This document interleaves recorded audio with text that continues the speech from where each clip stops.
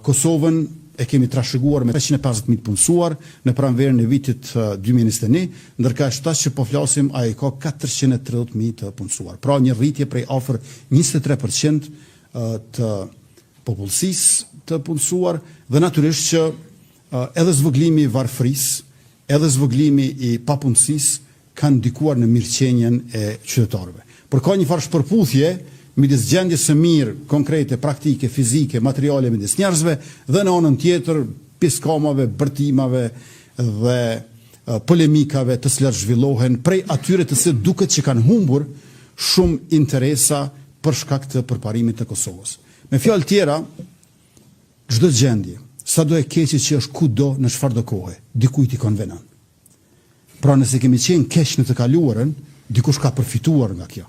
Edhe pikërisht ata që përfitonin nga mjerimi i dikurshëm janë piskama e tanishme.